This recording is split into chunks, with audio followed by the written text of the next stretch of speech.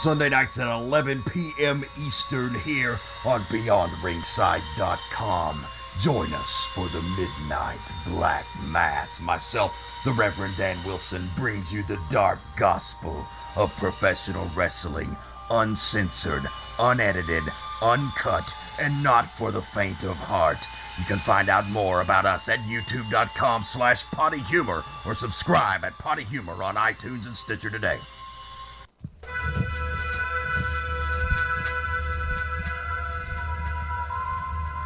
Forget all you know about podcasts.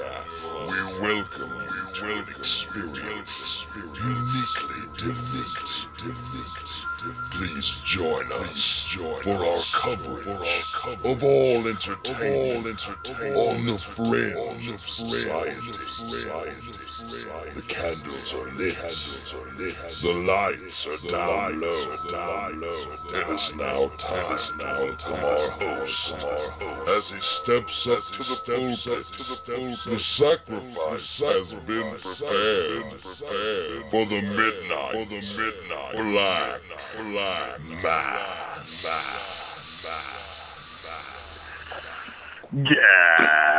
Ghastly greetings, groovy ghoulies, and welcome to the Midnight Black Mass Radio Show, Volume 7, Episode 2. I am your host, the Maniacal Minister of the Occult, the Reverend the Dragon, Dan Wilson, and how the hell are you? I'm glad to be back here on this week's edition of the program alongside my host, the Mouse of Hell, Andrew Alexander. How you doing, buddy? Hey, man, just glad to be back in the Black Mass mood. Nice. Groovy. And we return with our special guest this week. We're going to waste no time bringing him on the program. He's going to join us for all topics of conversation tonight. Part 2 of what some might consider a bit of a preliminary career exit interview. Glad to welcome back the strong style psycho Tank. How's it going? Hey, what's up, motherfuckers? And you know he's pulling no punches tonight. Because like I said last week, he's got no friends left to make and no new lands to conquer. So on his way out the door, you might just hear Tank get a little salty about something tonight. You might hear me get a little salty. Let me just warn you before we start, Tank. Our producer, Foulmouth Eddie, doesn't like that type of language.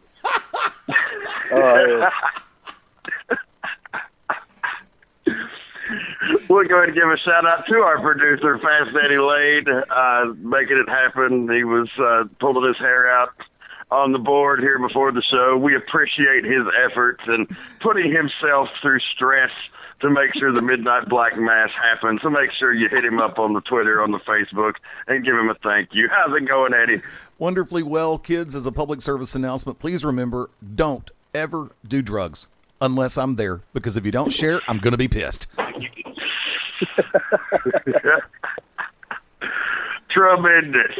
So, pretty eventful week in the world of professional wrestling. Let's hit some of the news items. Of course, the biggest news coming out of the pike tonight, we learned earlier today or late last night that the legendary Hall of Famer, Superfly Jimmy Snuka, passed away after a pretty tumultuous 2016. But, you know, despite the personal life, like, the man was never proven guilty in a court of law. There's a lot of things that point in the direction that don't look good for old Superfly in that situation. But, you know, there's nothing that says he should be hung on a cross from a legal perspective.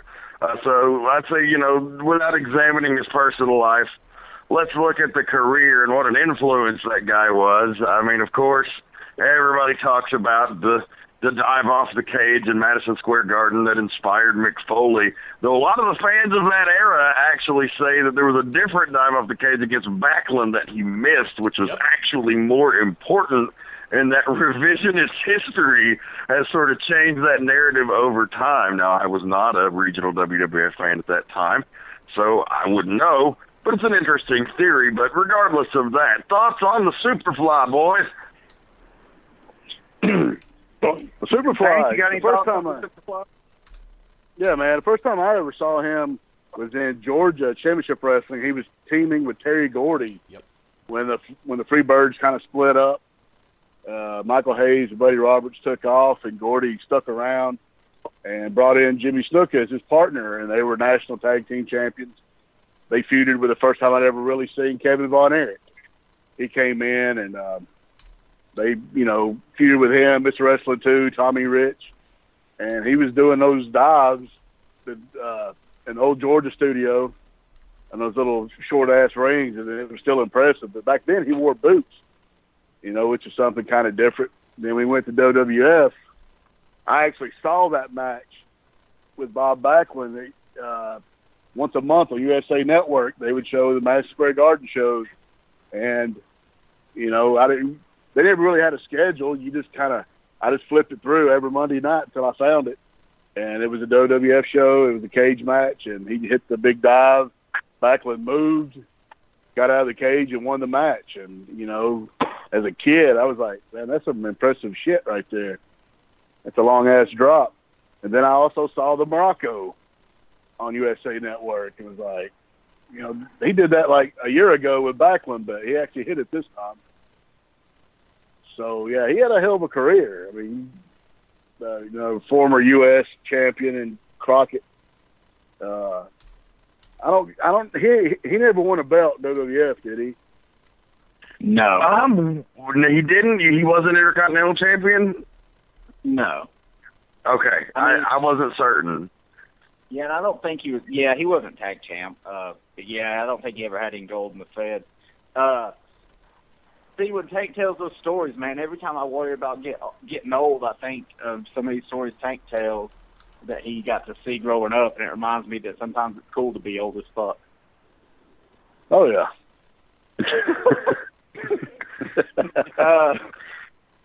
Like fine wine and whiskey in this motherfucker, baby.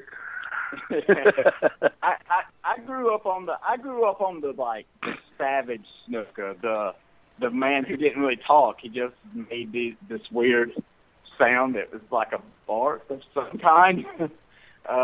When the WWF was very character driven, and he was just kind of turned into a savage type of Superfly, and that was kind of on the downside of his career. But obviously, I've seen a lot of stuff from Snuka before that. I mean, his first run in the WWF, I mean, he was up there, man. He might have been like second or third to Hogan as far as popularity. And obviously, we can't forget. You can't even talk about Snuka without talking about one of the most iconic scenes in professional wrestling history when Piper smashed that coconut over his head.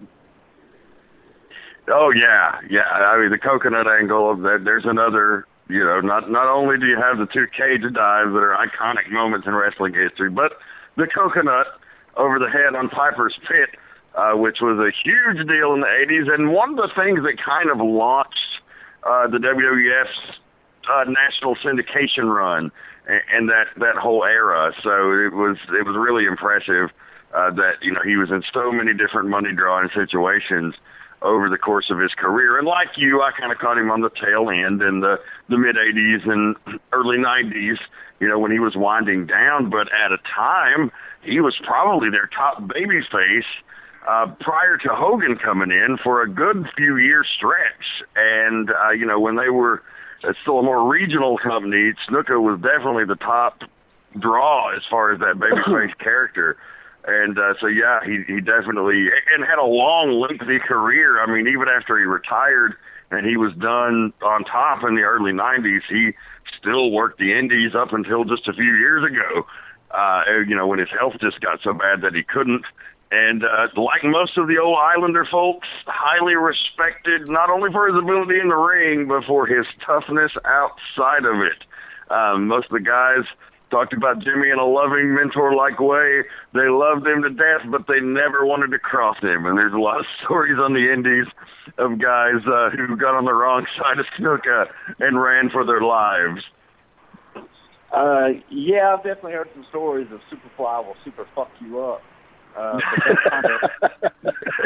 Anybody that spends time on those islands, man, they don't fuck around. Something that people forget about snooker because there's just been so many impressive physiques, and when it's kind of not your gimmick, you know, it kind of gets forgotten. But man, look at that first WWE run and stuff. That motherfucker looked like $1 trillion, man. He was jacked up. He looked fucking phenomenal, man. Yeah, well, his run in Georgia with Gordy, he was jacked up. He would always wear these goddamn mesh jersey type shirts. And I was just like, man, he just looks like he wear a cowboy hat. I was just like, well, no, what's this motherfucker supposed to be, a Samoan cowboy? Or Fiji, where the hell he was from. He had that damn mesh shirt on, just pimping that shit, and Gordy just being Gordy. Another thing about Snuka, he was one of the best juice guys ever, man. He would get some hellacious color. You know, if you called for the color, he'd get the shit, and it'd be squirting. So, you know, he didn't give a damn. You could tell by his head. You know, he had that damn forehead like Abby and Dusty and all the old timers, and you know, he was juicing with Flair probably 4 or 5 nights a week, and Valentine in the Crockett area. Yeah, he was a badass. So, you know, I hate to see him go. It's just, you know, when you get older and well, shit happens. That's what happens. You get older and you die. But yeah, he was definitely a legend. And if you didn't like Superfly Snuka, you could suck my cock. Hey, Tank, how many of those mesh shirts do you still own? I have a couple myself. I'm going to debut one this Saturday at Porterdale, PCW.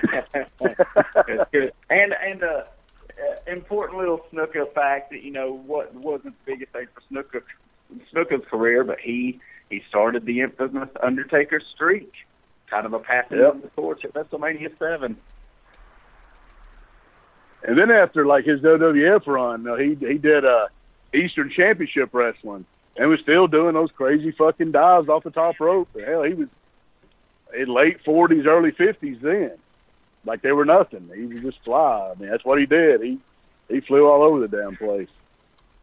Yeah, it seems like him getting sick it felt like it came from nowhere because just, you know, it's been a couple of years now, but there's a couple of years ago he was kind of popping up on TV a little bit. You know, his kids, Tamina, his daughter, still in the WWE, but, you know, when his son was there and he would pop up a little bit and he seemed, you know, he was definitely slowing down, but overall he seemed pretty damn healthy. And then you just hear, you know, he got sick, and then all the BS happened, which I just don't personally believe really, and he was all that shit was thrown out. So it's a shame that kind of popped up right at the end of his life to just kind of put a black eye on his career. But definitely one of the all-time greats. Been in the Hall of Fame for, I think he went in '96, so over 20 years.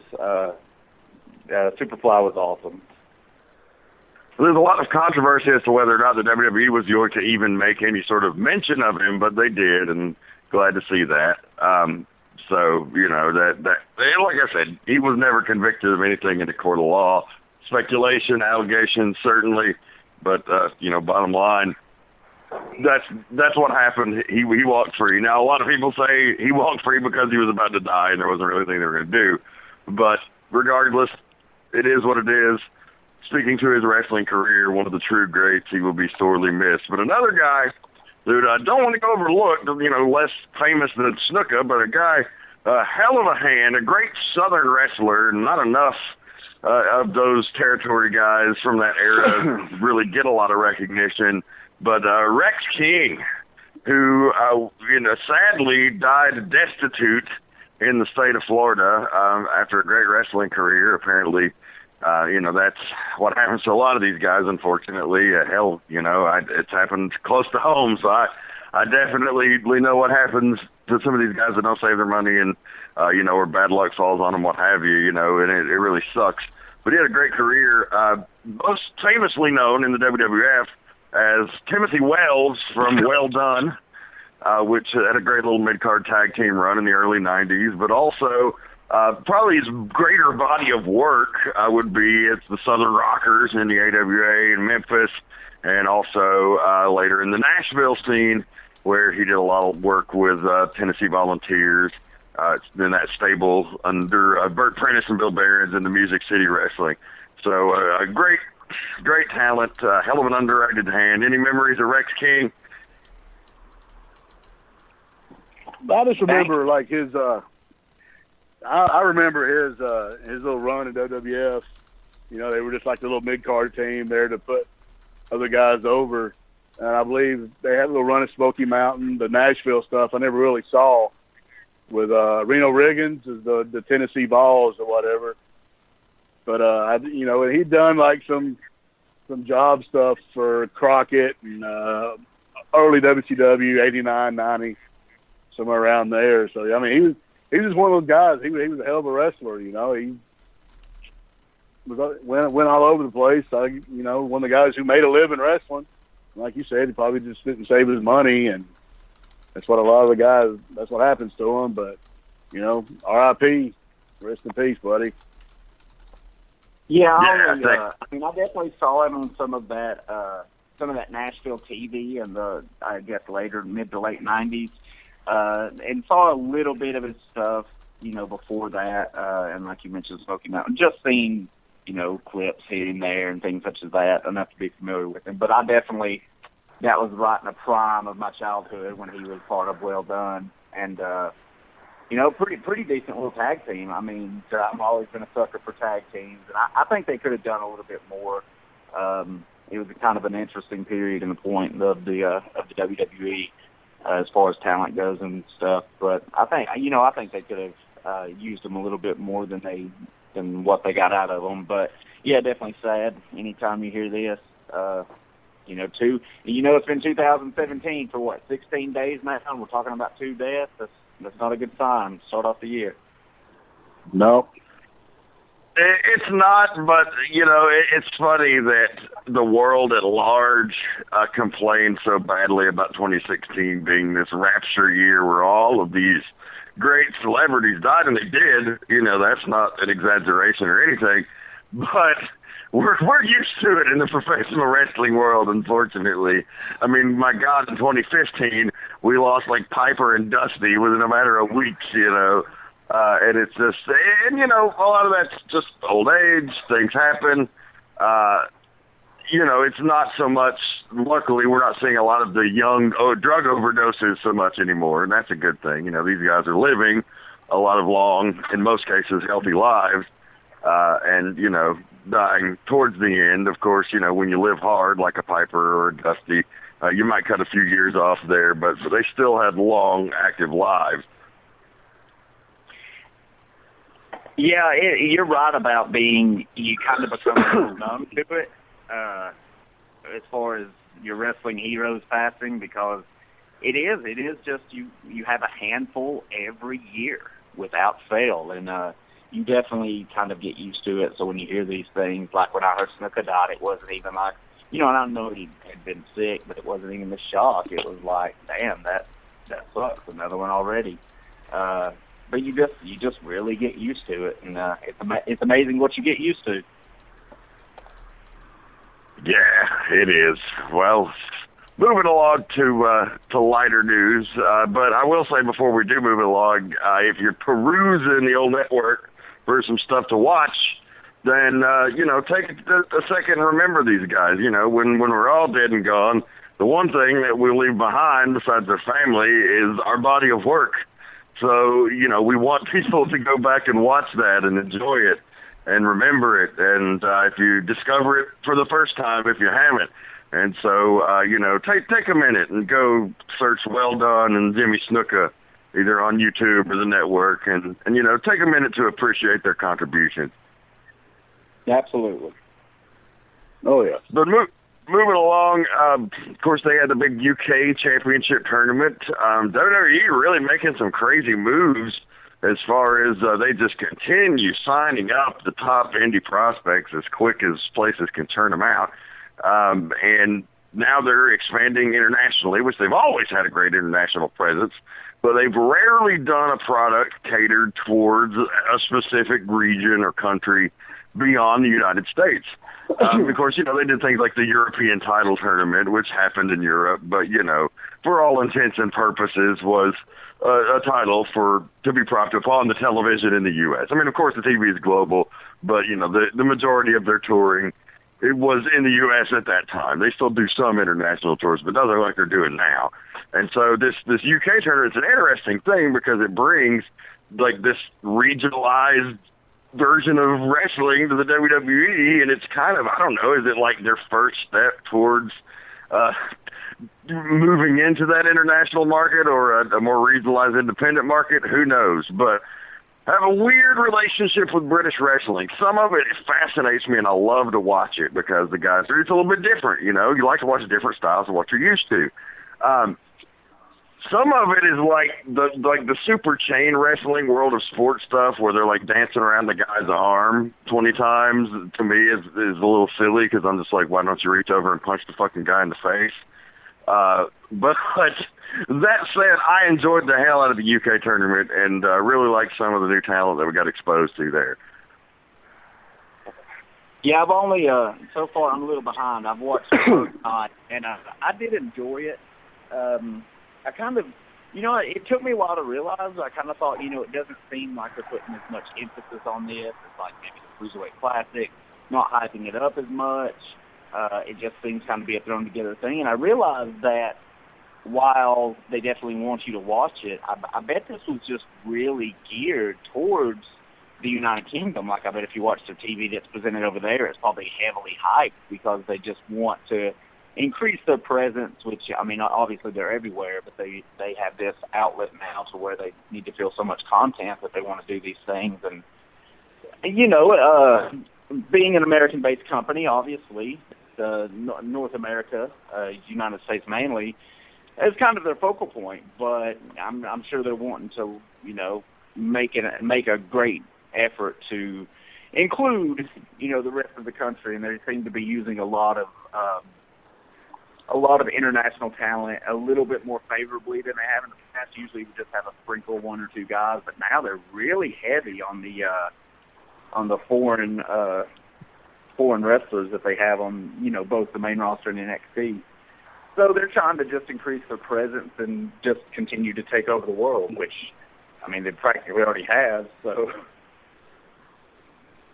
yeah, most definitely. I just skimmed through both days. I haven't had the time to sit and watch all 4 hours of the tournament. But to me, it was just like watching another cruiserweight tournament because there was only two guys over like 230 in the fucking thing. So, but, you know, that style, it's, you know, some of it is very map-based. Then you had a couple of the guys that would fly all over the place. I really did like the Pete Dunne kid. I'd seen some of his work from Pro Wrestling Guerrilla. And Mark Andrews, I think he had done like some TNA stuff in the past. Martin Stone, what was his name in the tournament? Aaron Birch or something? Danny Birch. Danny Birch. You know, I've seen some of his stuff. Just as he wrestles in Atlanta for AWE. I've watched some of his matches. And what did you guys think about, you know, him getting kicked in the back of the head? And you think they just stopped the match because he was bleeding? Or I know that wasn't a fucking finish. You know what I'm saying? That was just a... No, and the announcers trying to cover for that shit was like, okay, come on. Like you obviously kicked out. You obviously called it because he got a giant gaping pussy hole kicked in the back of his head, and it was vomiting blood like it was the first of the fucking month. Well, man, I don't know. To be honest, I don't know if the ref really, I mean, obviously he may have seen it, but it definitely escalated after the match had finished. I kind of think it was just kind of a blown spot where he was waiting for that last second kick out flash. He was probably knocked a little loopy, and he got there, and it was super close. Like, it was legit, like, unbelievably close on the 3 count. And I think it just happened, and he just kind of missed that split second, which no shame whether he's, you know, because he was definitely had to be knocked out. Because, I mean, how often do you see a kick the way that kick was, cut someone open. Like, that's insane. It had to be, insanely stiff. So I don't know if it was so much they called it as when it happened, they were just instantly like, well, it's done, and fuck it, and oh, shit, look at his head. Yeah, it's a good thing. Yeah. But, I think they did a good job, and I think they called an audible at the end because the dude, Devlin, had some heat going, and someone, whether it was the ref or a producer in the back or maybe Birch himself, called that super kick at the end, and I thought that was genius. I thought that was great because it got that kid a lot of heat. Oh, yeah, that was great. That was great. I was wondering if they were going to do that because, man, you just, sometimes they're so hesitant to pull the trigger on letting people actually be healed, and that was a pleasant surprise. What about that Tyler Bate kid? 19 years old. I mean, how the hell are you that good at 19 years old? That makes me want to kind of kick him in the balls, but, I mean, congratulations to him, I guess. Yeah, I saw his match in the first night was really good. I was really impressed with him. Him and the Bruiserweight, I guess they went to the finals. They impressed me the most before I even knew they were the guys in the finals. There were a couple other highlights, though, for sure. But yeah, I just saw him. I guess I missed it in commentary. And then I saw where later Triple H tweeted something about this 19-year-old kid's the future. And I was shocked. I was like, 19? That's insane. Because that guy was pretty damn good. Oh, yeah, I was very impressed with him. Then when I heard he was 19 years old, I was like, God damn. It's just, fucking, this kid's got more talent and one fucking finger, and I've got my whole fucking body, and I got 21 fucking years in. I was like, holy shit. But yeah, I mean, he was very impressive. Now it's just going to give these other shitheads here in the States, oh, he's 19. I hope to be as good as him one day. And I'm like, yeah, get the fuck out of here. Just learn how to work, pussy.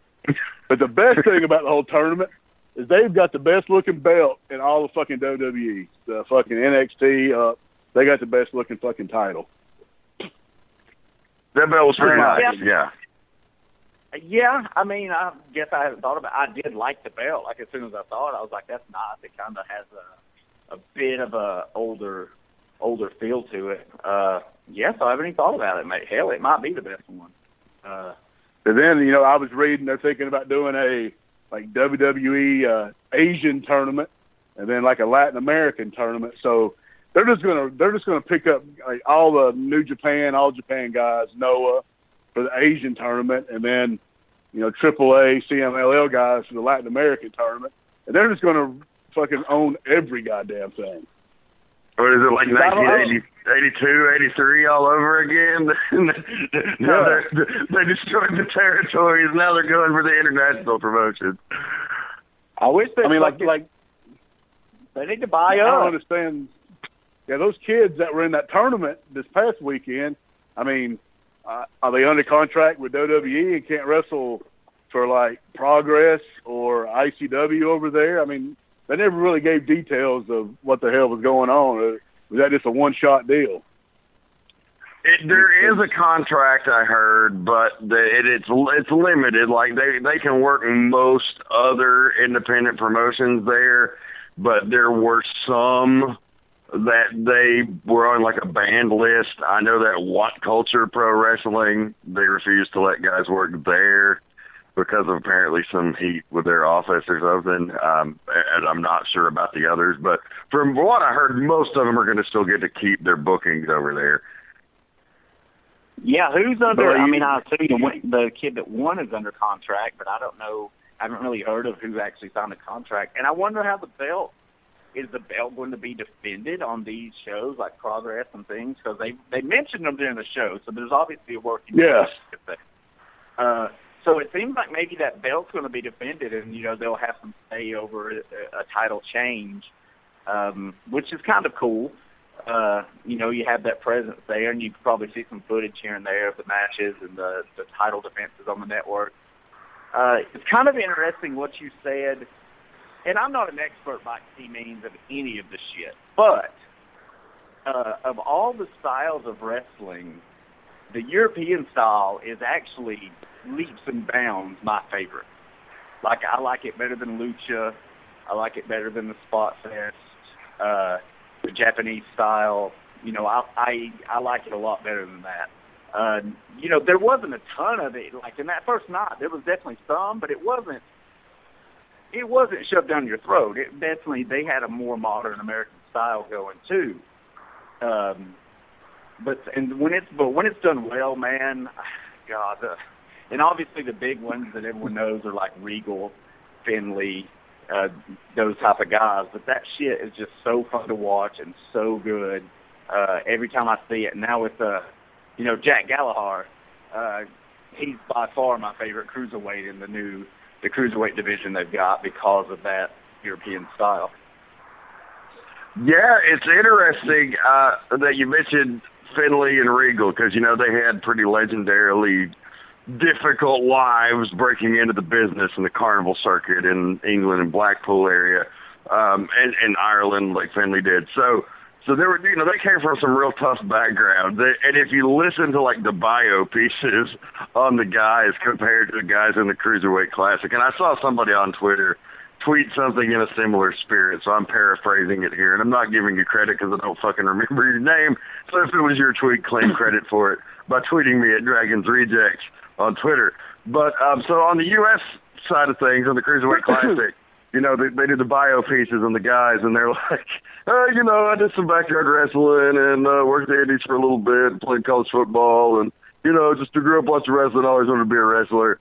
And then for the fucking British guys, it's like, my parents were killed at age 7. I was forced to live on the streets. I may have murdered a man. God damn. Yeah, they got hard times over there. Something else real quick I'd put over, obviously I've just seen night one, but I really enjoyed the commentary. I thought Michael Cole and Nigel McGuinness worked really well. Michael Cole obviously did his research, prepared, more of a classic commentating role, you know, calling the action and not focusing on instead a lot of getting other stuff. What I noticed is like that's the best job Michael Cole's ever done, in my opinion, because he didn't have lines fed to him. It was like he knew his shit, and he knew what the hell was going on. Like you said, he had done his research. I'm sure McGuinness helped him out with all that shit, but he sounded like a fucking wrestling announcer for the first time ever. Yeah, Michael, man, I know Michael Cole takes a lot of shit. I personally think, especially for the way the business is now, I think he really does a really good job.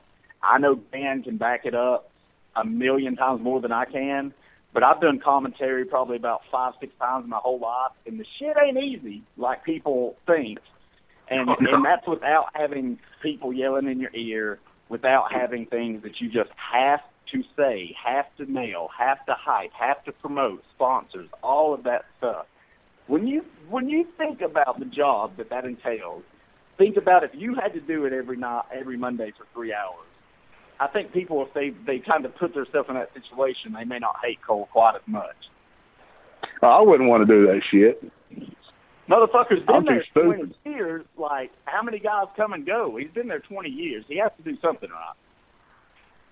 Yeah, he's a hard-working dude and a company guy, and, you know, has dealt with whatever hands they've given him and tried to make it work all across the board, you know, whether it be as a heel in the ring or as a commentator on various different styles. So, yeah, I agree with you, and I think they did a great job as well. But so our guest tonight is the Strong Style Psycho Tank, and I know he's kind of joined us on board with the opening news discussion. But, of course, we're here to talk about him ultimately in his career winding down, as we mentioned last week on the program, which will culminate in the 2017 Scenic City Invitational in Chattanooga, Tennessee this August.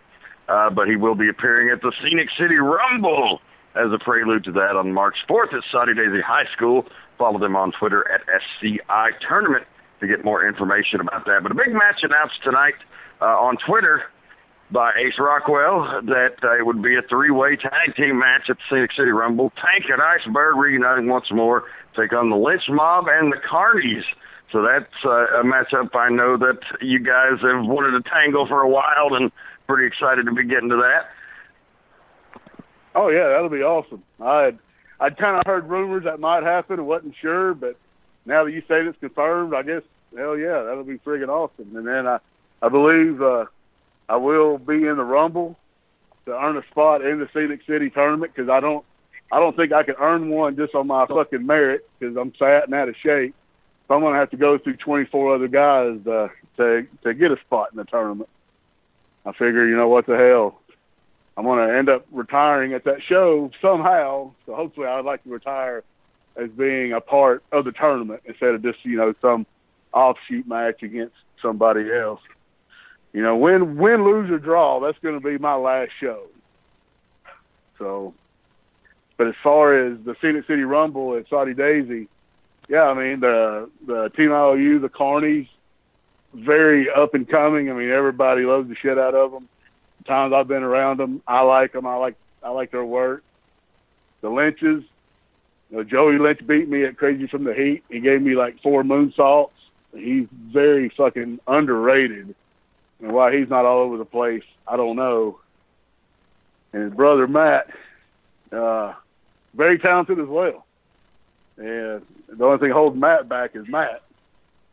But, you know, when you got me and Berg together, the original rejects, you know, who knows what's going to happen? Hell, it might end up being a fucking 6-way brawl bleeding all over the goddamn place. You never can tell with us. Interesting mixture of styles there. That one's going to be a lot of fun. I'll be excited to be at ringside providing the commentary for that here at the Scenic City Rumble, baby. Lots of excitement coming up in 2017. You're also going to be part of the Carnage Cup, I understand, or maybe I wasn't supposed to announce that yet. I don't know if that's official or not. I'm going to be there. I'm not sure who I'm wrestling first or whatever, but yeah, I'm going to be at the Carnage Cup in wherever it is, Tennessee, Iron City, Tennessee, or some shit at a campground. I looked it up. It's going to be crazy. It's going to be like wrestling in fucking Deliverance Land or something. Well, when the instructions are on the building say outside the taco shack, I know I found my place. And then this Saturday, me and Iceberg are teaming up with the Carpenter at Platinum Championship Wrestling to wrestle Bill the Butcher and the Hooligans. And this is kind of like a big deal for me because the Hooligans, they're the top shit on tag team indie wrestling right now. And they're fucking good. I remember them from years ago when they just kind of hang around GPW just wanting a spot. And we just kind of rag on them and make fun of them. But, man, they fucking they work their asses off. They travel all over the fucking country. They'll wrestle in 3 or 4 states in over a weekend. I mean, they don't give a damn. They're living that gypsy life. You know, they're just traveling and traveling. And I admire the fuck out of them for it. So I love those guys because they're such a throwback. Like every indie flavor of the month, you know, has a similar look, style, what have you. And the Hooligans are kind of from the mold of the type of guys we like. I like to think of them as like a modern day Moondogs, you know, with like if you mix the Moondogs and the Midnight Express, you would get the fucking Hooligans. Yeah, they're the low child, the Moondog Spot, and the Necro Butcher. So, and I'm really looking forward to this. So, you know, I wasn't really sure if I'd ever get a chance to wrestle them, and then when I got the word, I was like, fuck yeah. So it'll be a good time. Well, the farewell tour is looking good, and hopefully you'll be making an appearance back home down in Cornelia, Georgia at some point. Dates to be discussed or announced. Oh, yeah. But, you know, on the farewell tour, of course, wouldn't be a farewell tour without stopping back home to the old church, the Landmark Arena in Cornelia, Georgia, where wrestling will be back there on January the 28th. Check them out at Why Do You Wrestle on Twitter. So a question I want to ask you, Tank, is a discussion that me and Andrew had on a previous episode. And, you know, my ultimate stance on it was I don't think so, but I think certain sects of them are, certain portions of the population are kind of making the experience less enjoyable overall, and that's the modern fan. And so is the modern fan better or worse for the business? The reason being, what brings it back up is I got a lot of reports from the Ring of Honor show in Atlanta, where I had a lot of friends who were involved and on the show and what have you. So I got some reports back that one Sal Renaro, who was a former Ring of Honor World Tag Team Champion with Tony Mamaluke, gets in the ring for a match, and the crowd starts chanting "jobber" at him. Now, not in a mocking way, like, oh, Sal's a heel, we know this guy, we're going to call him a jobber because it's going to piss him off, he's going to get heat, right? No. They were acting like they didn't know he was, calling him a jobber. Now, these are supposed to be, and they pride themselves on this, the smartest, most educated, sophisticated fans in the world. They don't like that bullshit Southern wrestling with the headlocks and the fucking rah, and the babyface piss and vinegar. They want to see great five-star wrestling all the time. So they're the smartest fans in the business, yet they don't know the history of their own fucking promotion? What do you make of that? Oh, man, they're a bunch of shitheads. They don't remember where they shit last, rather what happened 10 years ago. You know, they're just what's in the fucking now. You know what I'm saying? Like you said, Sal was a former tag team champion. But back then, honestly, they didn't come to the South that much. You know, they were still pretty northern based. And yeah, you know, I'm sure some of them have DVDs and they just don't know their ass from a hole in the ground. I mean, that's like fucking having B.J. Whitmer, who's like one of the all-time greats of Ring of Honor, coming out and calling him jobber. You know, I mean, Sal, he is what he is. He's a hell of a fucking wrestler. And to call a guy a jobber, you're a goddamn idiot. They want to be a part of the show so fucking bad. So they're thinking, oh, let's just chant jobber at this guy and we'll be cool. No, you just make yourselves look like a bunch of fucking assholes. Yeah, for sure. And it's not an indictment on all even quote-unquote smart fans. You know, I've got a lot of friends who are also fans. The Hales family, those are great fucking people. They probably know more about the business than has people in it. Larry Goodman, for one, is another. But, you know, those guys are educated. And so these people just think they fucking know it all. And it gets irritating, man. Like, you know, you paid your money. You can say whatever you want. Don't mean you're not a fucking asshole for doing it. Sorry, don't mean you're not a fucking asshole for doing it. Like somebody said, I think it was Homicide and Chris Daniels, maybe, or maybe no, Homicide and Jay Briscoe, maybe, or maybe it was Daniels and Briscoe. I don't fucking remember. But anyway, two of the better ROH guys who were just fucking tremendous were in the ring. I don't know what. Go ahead. They were in the ring, just fucking killing each other. And the crowd starts chanting for fucking Cheeseburger, who's not even in the fucking match. Like, you're so smart, but you don't respect what these guys are fucking doing in the ring enough to not chant for another guy. Fuck you, man. Fuck you. Yeah. And I get a kick out of that. I mean, Go ahead. I was going to say, just bringing up that Cheeseburger guy, oh, goddamn. Don't even get me started on that motherfucker.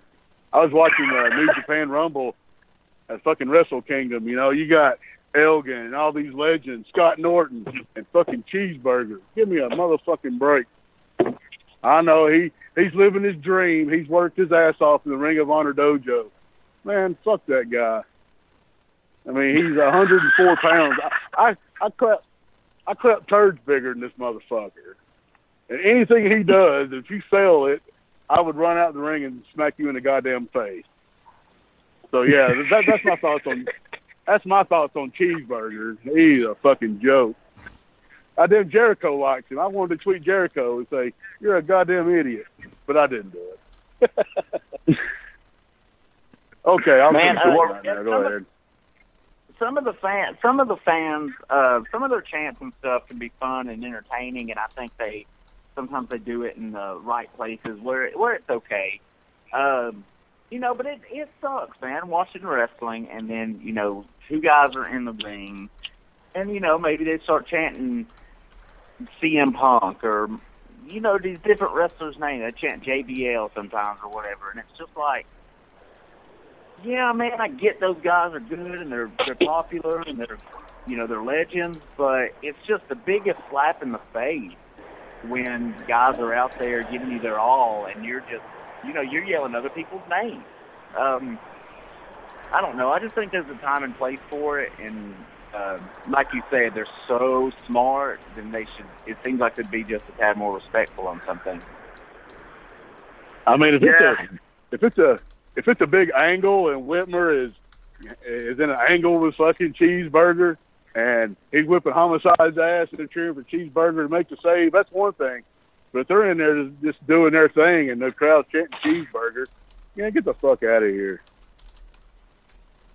Yeah, please, come on, man. Like I said, it's not an indictment on wrestling fans. It's not even an indictment on all educated fans.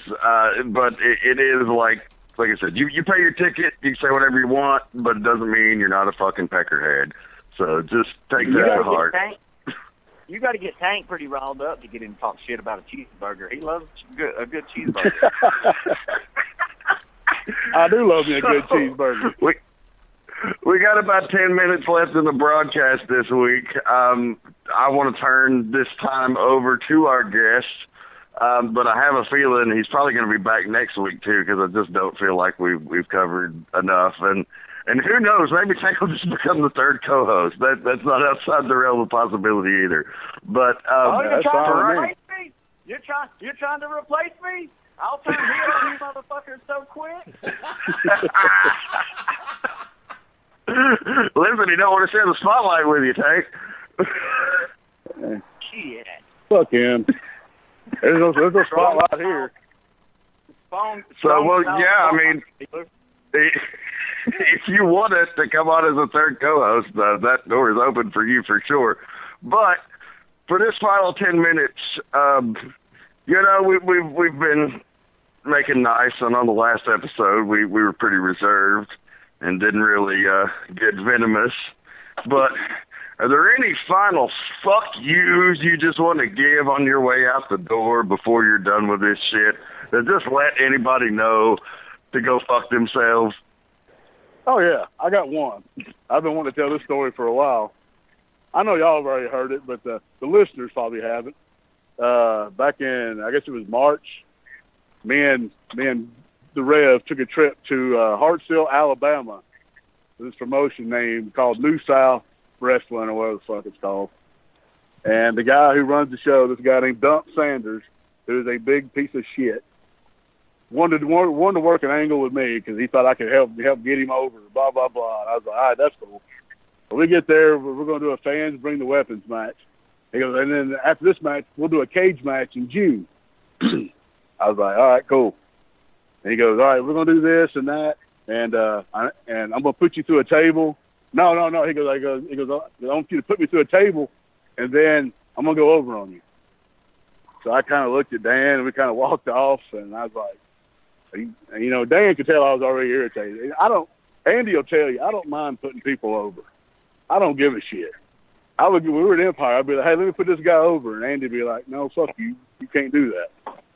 That's true. That happened several times. I'm like, no, we're not putting that guy over.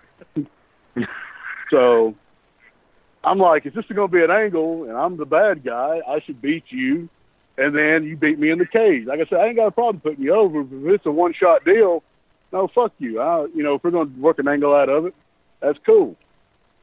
So he was all like, no, I really want to go over, and then you beat me down after the match to get your heat back. I was like, all right, whatever. So I go, well, you're not going to the table. If you're beating me, I'm going to go to the table. So we had it worked out where I'd go to the table and he'd beat me. So we get out there, and people have brought some shit, and we're hitting each other with the stuff. And I saw a bicycle laying there. Some kid was like the BMX kid. So I picked the bicycle up and I threw it at him. Probably the best spot of the match. I mean, hell, it got memes all over Facebook and social media and YouTube video. So I got this motherfucker over. I made him famous for about 5 minutes. Okay, we finished the match. He goes over. Me and Dan beat him down. Here come the baby faces to make the save. We powder to the back, doing what we're supposed to do. I'm sitting back there, and I'm getting undressed because we had to leave. And I hear them singing Happy Birthday in the ring. So I'm like, what the fuck is going on? And they're like, oh, they're singing Happy Birthday to Dump, the guy that we had just beat the shit out of. I look out the curtain, and he's totally no-selling everything we just did. And they're singing Happy Birthday to him and giving him a cake and all kinds of shit. So I kind of flipped my shit in the back. And he comes back there, and he's like, sir, was everything okay? I go, well, everything was fine until they fucking sang Happy Birthday to you after I done beat the fuck out of you. Because they done forgot everything we just did. We went like 10 minutes. They forgot everything we did so they could sing your fat ass Happy Birthday. I understand, sir. I understand. So I was like, give my goddamn money. I'm ready to leave. So I shouldn't have cussed him out before I got my money, but he gave me my money anyway. I'm not one to fucking sugarcoat stuff, especially when it involves me and Dan. You know, you just made us look like shit. So all the memes pop up. He's sending me a message on Facebook. Oh, this bicycle spot was awesome and blah, blah, blah. And I was like, yeah, it's pretty cool. I done forgave and forgot on the way home. And I was like, all right, I'm over the shit. Yeah, it's around the end of April. I message him. I'm like, so when are we going to do the cage match? June, right? He goes, brother, you're not really in our budget anymore. I'm not in your budget. Hell, I'm the best thing on your fucking show. The only goddamn reaction the crowd gets is when me and Dan are out there. Well, you're just not in our budget. Maybe some other time. So I messaged Dan. I go, well, I guess I done fucked it out of that spot with my mouth. Dan's like, fuck that fat motherfucker. What I'm trying to say is, the moral to the story is, you know, don't be a pussy. If I hurt your feelings and your butt hurt, just fucking tell me I hurt your feelings and your butt hurt. Don't fucking sugarcoat it with money, because the next show he was bringing in all these indie darlings from up north. So I know they're not coming in for fucking free or $20. You know what I'm saying? And I know what he was paying me and Dan was baby shit compared to what he was paying these guys. Because hell, he was drawing 400 or 500 people a show at $15, $20 a pop. So him telling me they ain't making money is horse shit. Just fucking be truthful and say, hey, you hurt my feelings, sir. And I just would have laughed at him and said, well, fuck you, eat a dick. That just would have been the end of that story. You know, my feelings aren't hurt that you're not using me. My feelings are hurt because you just fucking lied to me and made up a bunch of bullshit. So any Dump Sanders fans out there, you can hit me up on Twitter or Facebook. Tell me what you think. You think I'm an asshole. So Dump Sanders, if y'all, he's done blocked me on every bit of social media that there is. You tell Dump from Tank, I said, suck my cock. And no, that's good enough. Just suck my cock, you fat piece of shit. And fuck you and your gay-ass promotion. The views of the Strong Style Psycho Tank are not necessarily the views of those expressed beyond Ringside Radio Network, Fast Eddie Layne. Like, all of that's 100% truthful. I was there for all of it. So, you know, I hate to expose business like that, but Tank's on his way out the door, and, you know, we gave him this forum to say what he wanted, and that's what he wanted to say. You know, like, I think the dude really is a genuinely nice dude, like, probably in over his head. I mean, New South's still going. They're still running shows. They're using a lot of good talent, a lot of guys I like, you know, and I wish him continued success, but that was the wrong way to handle business at that one particular moment. So hopefully he learned from it, and, you know, maybe he won't make that mistake in the future. He didn't learn from shit. The only thing he learned how to do is eat some more goddamn cheeseburgers, fat motherfucker. Like I said, I don't mind putting people over, but once I was in the ring with him and this motherfucker could barely move, I was like, this guy is the drizzling shits. He is the epitome of shitbird, and I'm going to let this motherfucker beat me. And don't think it didn't cross my mind one time in a match just to fucking shoot in his ass and get it over with. But I was like, no, I'm gonna do business. I'm gonna be the nice guy here, and I'm just gonna let him beat me and get his fucking glory. And then he fucking the whole happy birthday shit after the match. I was like, You got to be shitting me, man. But it is what it is. Will Owens is back there. It's like, yep, Tank's fixing to flip the fuck out. And everybody just kind of scattered. Oh, you could hear a pin drop when you were like, "Hey, motherfucker!" Hey, what's this guy's name? Dump Sanders. Dump as in shit. Yeah. As in take a. Okay. Okay, so Dump Sanders, I'm issuing the open challenge right now. I'm inviting Dump Sanders to be my personal guest at the Scenic City Rumble. Now, coincidentally, I won't be at the Scenic City Rumble, but tell them Andrew Alexander sent you. They should let you in.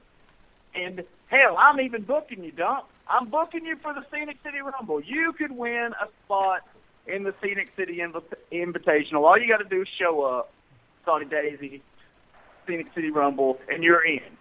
I just booked it, and you're going to get a big payday. Tell Scott Hensley to pay you a shitload of money. That's funny. Well, I hope we can get a Tank fuck you as impassioned as that on next week's episode too, because I just can't, in good faith, come back without him on the broadcast. So we're out of time for tonight, folks. But be here same time next week. The Strong Style Psycho is coming back. The exit interview continues. We'll talk more wrestling news, and we'll also talk some more about his career, what he's got going on coming up, as well as a few more fuck yous on the way out the door. Sounds like a plan, huh? Goddamn right. Let's do it. All right. Well, before we wrap it up, just going to get final plugs out of the way. Of course, as I mentioned, you can follow me on Twitter at Dragons Rejects or on Facebook at RevDanDragonWilson. If you want to book me for your event, you can do so at dragonsrejects@gmail.com. 2017, focusing on announcer bookings mainly. And not that I'm done managing, but I feel like, especially in the state of Georgia, there's no really new territory to cross, so I'd like to get that reputation back I once had as an announcer, and the only way I'm going to do that is by consistent work. So if you want to book me, the Dragon's back, baby, for play-by-play, dragonsrejects@gmail.com. Andrew Alexander, I know you have no appearances and are very happy about that. That is correct, sir. And as we mentioned, the Strong Style Psycho Tank, going to see him coming up at the Scenic City Rumble, as well as this weekend at Platinum Championship Wrestling in Porterdale, Georgia. You can follow him on Facebook under his born name, Warren Hullander, or you can also follow him on Twitter at Tank_EST1996. Fast Eddie Layne, our dear producer, before we get out of the way, get your plugs. Short version, number 1, tomorrow night, the 17th of January, GCW Radio, live at 9 p.m. Eastern, 8 Central. Back to Basics kicks over at 10 p.m. Eastern, 9 Central. And me personally, I'll be back behind the microphone Saturday night, September the 21st, at at Peach State Wrestling Alliance in Carrollton, Georgia. I'm looking at I'm 2 calendars at one time. Global Championship Wrestling will be on Saturday, January the 28th. For me personally, FastEddieLane.com is the website. And, of course, keep your eyes open on BeyondRingside.com as well. Rock and roll. That's going to do it for this week's edition of the Midnight Black Mass. Keep one foot in the gutter and one fist in the gold. This is the Rev for Andrew Alexander, the Strong Style Psycho Tank, and Fast Eddie Layne saying, we're out.